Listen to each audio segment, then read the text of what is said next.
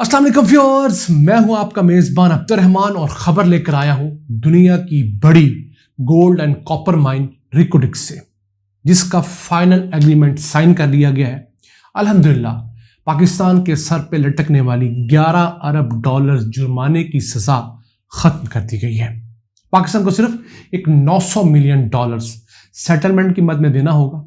बाकी तमाम हर्जाने जुर्माने माफ कर दिए गए हैं। और ये मैं नहीं कह रहा, ना हुकूमत पाकिस्तान कह रही है, बल्कि वो कंपनी जो पाकिस्तान के खिलाफ मुकदमा लेकर अदालत में गई थी, बैरिक गोल्ड, कह रही है। नोटिफिकेशन उनका लेटर हेड आप स्क्रीन पर देख सकते हैं। आइए चलते हैं, सबसे पहले इसकी शेयर बाइफर्केशन जो है उसको डिस्कस करते हैं। 100% में से 50% हिस्सा तो बैरिक गोल्ड नामी कंपनी लेकर जाएगी। ऑब्वियसली वो इन्वेस्टमेंट भी करेगी 50% और एक्सपर्टीज भी उसी की होंगी। जो बकिया 50% होगा उसमें से जो हिस्सा मिलेगा पाकिस्तान को, उसमें 25% हिस्सा बलूचिस्तान का है। और बलूचिस्तान ने इन्वेस्टमेंट में 1 रुपया भी नहीं लगाना। बलूचिस्तान के बिहाफ पर फेडरल हुकूमत खर्चा करेगी। और ये थोड़ा खर्चा नहीं है, ओवर द पीरियड ये 5 अरब 20 करोड़ डॉलर्स का खर्चा है।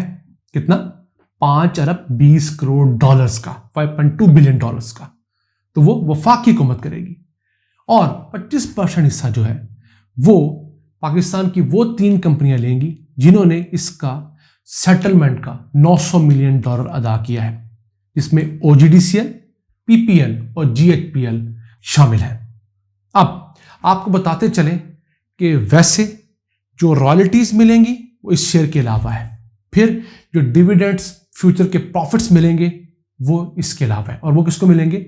बलूचिस्तान को। बलूचिस्तान को मजमूई तौर पर जब ये ऑपरेशनल हो जाएगी तो कुल शेयर में से 38% मिलेगा। और ये CM बलूचिस्तान अब्दुल कुद्दूस बजिंजो का कहना है। स्क्रीन पर आप उनका बयान भी देख सकते हैं। वो किस तरह कि 25% शेयर तो उनको स्ट्रेट फॉरवर्ड मिल गया, 5% शेयर उनको मिलेगा रॉयल्टीज की मद में। फिर कुछ पैसे उनको इसके अलावा मिलेंगे जो कि डिविडेंड्स हैं। Over the period of time जब शेयर होल्डिंग बढ़ेगी, शेयर्स की प्राइसेस बढ़ेंगी, तो बलूचिस्तान की हुकूमत उस कंपनी में 25% की शेयर होल्डर होने की वजह से एक्स्ट्रा पैसे भी वसूल करेगी।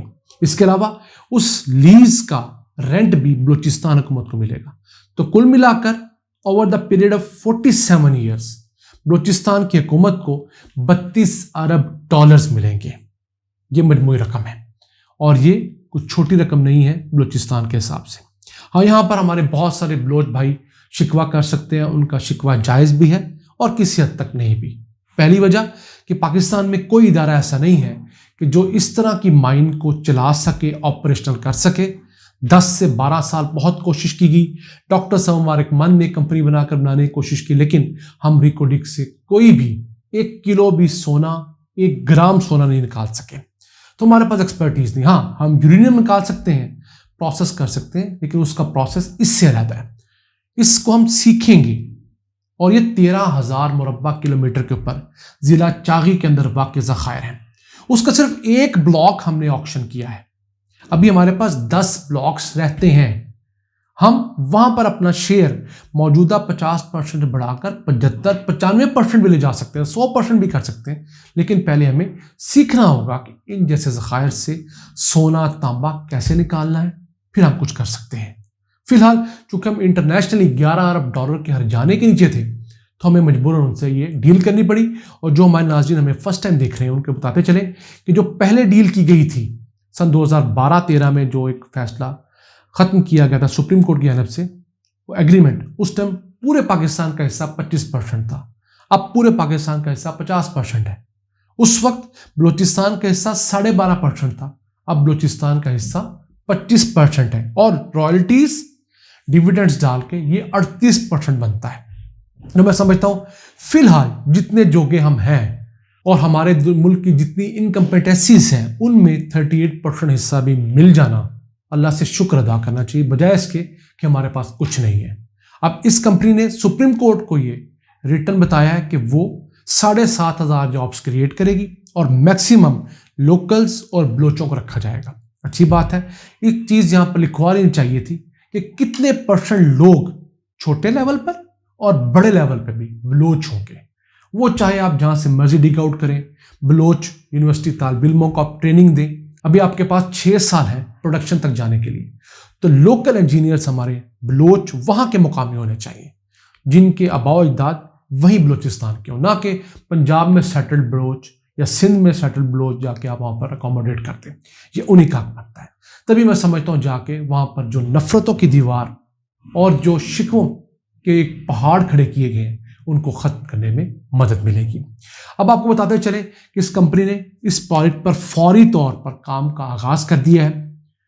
अभी $70 मिलियन लगाकर ये बैरिक गोल्ड नामी कंपनी 2010 और 2011 की फीजिबिलिटी स्टडीज को अपग्रेड करेगी और फिर 2024 तक यानी अगले 2 साल में इनको अपग्रेड करके मुकम्मल करेगी।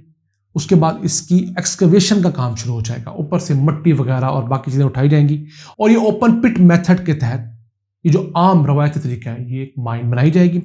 इससे पहला सोने और तांबे का जखीरा जो निकलेगा वो 2028 में निकलेगा। उसमें से रेत वगैरह को अलहदा करके जो एक और की हालत में चीज़ होगी उसको पानी के साथ मिक्स किया जाएगा, ग्राइंड किया जाएगा और 682 किलोमीटर की तवील पाइपलाइन बिछेगी चागी से लेकर गवादर तक। उस ओर को पानी से मिलाकर जो स्लरी बनाई जाएगी पाइपलाइन के जरिए गवादर भेजी जाएगी। वहां पर चिप्स के अंदर इस स्लरी को डालकर साउथ अफ्रीका लेकर जाया जाएगा या ब्राजील, वहां पर जाकर इसमें से सोना और तांबा अलहदा किया जाएगा। ये बहुत एक $1 ट्रिलियन क्वेश्चन है कि यहां पर रिफाइनरी क्यों नहीं लगी, या आया पाकिस्तान में रिफाइनरी लगने की प्रोविजन एग्रीमेंट में डाली है कि 10 साल बाद हम यहाँ रिफाइनरी लगा लेंगे, 15 साल बाद लगा लेंगे। ये ना हो कि ये कंपनी यहाँ से 1 लाख किलो सोना निकाले मिसाल के तौर पर और हुकूमत को बताए कि यहाँ से 50,000 किलो निकला है और रॉयल्टीज वगैरह उस 50,000 पे दे। ये 2 नंबरी ऑलरेडी पाकिस्तान में हो रही है। कहाँ हो रही है? जो तेल और गैस ढूंढने वाली कंपनी है उनके वेल्स के ऊपर जो मीटर लगे हुए हैं उन मीटर्स में भी 2 नंबरी हो रही है। उन वेल मीटर्स के अंदर जो भी रिकॉर्ड होता है वो कंपनी बताती है, हुकूमत को डायरेक्ट पता नहीं होता। इमरान खान के दौर में एक प्रोग्राम शुरू किया गया था कि नए मीटर्स लगाए जाएंगे। पाकिस्तान में मौजूद जो 400-450 वेल्स हैं ऑयल और गैस के, वो मीटर्स जीपीएस के जरिए कलेक्ट होंगे और हर घंटे मिनिस्ट्री ऑफ पेट्रोलियम को पता लग जाएगा कि किस वेल से कितने लीटर और कितने MMCFT गैस हासिल हो रही है। लेकिन वो प्रोजेक्ट दरमियान में रह गया। उस तरह की 2 नंबरी यहाँ होगी। इस चीज़ को ख़त्म करने के लिए क्या किया जाएगा? ये सवाल ना तो सुप्रीम कोर्ट में पूछा गया ना किसी और प्लेटफॉर्म पे, इसको भी डिस्कस किया जाना चाहिए। फिर हुकूमत ने जल्दबाजी में जिस तरह इस प्रोजेक्ट को तमाम पार्लियामेंट के जरिए पास करवाया है उसने बहुत सारे डाउट्स क्रिएट किए हैं। उन डाउट्स को ख़त्म करने की ज़रूरत है। हमारे बलोच भाइयों को तसल्ली देने की ज़रूरत है और बलोच भाइयों को भी सोचने की ज़रूरत है कि जनाब आप खा 10,000 अरब डॉलर पे बैठे हो, अगर आपको निकालना नहीं आएगा तो क्या करेंगे? आपके पास ये मादनियात आज की नहीं है, 30 साल पहले डिस्कवर हुई। हुकूमत बलोचिस्तान नहीं निकाल पाई, हुकूमत पाकिस्तान की नहली हम नहीं निकाल पाए। तो चले एक काम को इनिशिएट होने दें। अरबों के यहाँ तेल था, पहली डील में अरबों का हिस्सा टोटल तेल में 25% था। 75% वो ब्रिटिश ऑयल एक्सप्लोरेशन कंपनी लेके जाती थी जो इन अरब ममालिक से तेल निकालती थी। लेकिन अरबों ने पहला तेल निकालने दिया, दुनिया को बताया कि यहाँ तेल है, निकल सकता है। जब उन्होंने अगला ब्लॉक ऑक्शन किया तो 25% का हिस्सा 37% पे ले गए, उसके बाद 60% पे ले गए और with in a span of 10 years जो 25% पे अरब ममालिक बैठे थे वो अपना हिस्सा 75% तक ले जा चुके थे। और फिर उन्होंने 20-25 सालों में अपनी आरामको जैसी, एडनॉक जैसी कंपनियां खड़ी की और आज सारा हिस्सा उन्हीं का ही है। तो मैं समझता हूं हमारे बलोच भाई, हमारे सिंधी भाई, हमारे तमाम भाइयों को, केपी के लोगों को समझना चाहिए जिन चीज़ों में हमारी एक्सपर्टीज नहीं है हमें कॉम्प्रोमाइज़ करने पड़ेंगे। प्रोडक्ट्स को शुरू होने दें और नेक नियति से उसके पर सर्विलेंस भी रखें, सिर्फ तनकीद ना करें। अल्लाह से उम्मीद रखें, चीज़ें बेहतर हो रही हैं, ट्रांसपेरेंसीज आ रही हैं, अदालतें, महकमे पहले से ज़्यादा फ़ाल हो रहे हैं और अब इंफॉर्मेशन रुक नहीं सकती सोशल मीडिया की वजह से। तो इसकी वजह से एक क्लैरिटी आएगी, स्क्रूटनी होगी और लोगों को पता लगता रहेगा कि किस प्रोजेक्ट में क्या होगा और इंशाअल्लाह ताला पाकिस्तान ज़रूर इन मुश्किल हालात से निकलेगा। एक चीज़ आपको आखिर बताते जाएं कि पाकिस्तान को 2013 के अंदर जो ये एग्रीमेंट ख़त्म करने की सज़ा मिली, एक तो $11 अरब का जुर्माना था, उस $11 अरब में सूद भी शामिल था। हर रोज़ $7,40,000 सूद पाकिस्तान के ऊपर ऐड हो रहा था।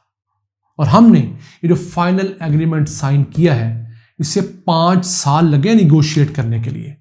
2014 से लेकर 2019 तक निगोशिएट हुआ है। फिर कोरोना आ गया और मार्च सन 2022 में इमरान खान की ज़ेर निगरानी इसकी साइनिंग सेरेमनी भी हुई थी। इनिशियल एग्रीमेंट साइन हुआ था जिसमें तय किया गया था कि हम इसको सुप्रीम कोर्ट से ही पास करवाएंगे, इसको प्रेसिडेंशियल तरीके से पास करवाएंगे, सूबाई असम्बलियों से भी पास करवाएगी हुकूमत पाकिस्तान, फिर जाकर ये फाइनल एग्रीमेंट में कन्वर्ट होगा। तो पाकिस्तान ने सारा काम कर लिया ताकि मुस्तकबिल में कहीं से किसी शख्स को कोई स्टे ऑर्डर ना मिले और 2 नंबरी ना हो। आज के लिए इतना ही। अपने मेज़बान अब्दुर्रहमान को इजाज़त दीजिए। अल्लाह ने के पास।